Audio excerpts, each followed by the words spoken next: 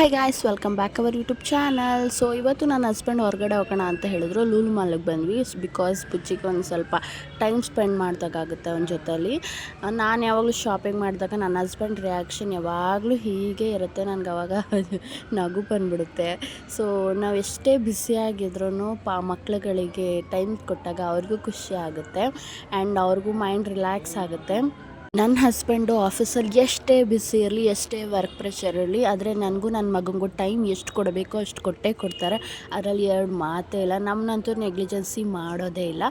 And shopping ಎಲ್ಲ ಮುಗಿಸ್ಕೊಂಡ್ವಿ. ಅದಾದಮೇಲೆ ಬುಜ್ಜಿಗೆ ಆಟ ಆಡ್ಸೋಣ ಅಂತ ಹೇಳಿಬಿಟ್ಟು ಆಟ ಆಡಿಸ್ತಾ ಇದ್ದೀವಿ. ಅವನಿಗೂ ತುಂಬ ಖುಷಿ ಆಯಿತು.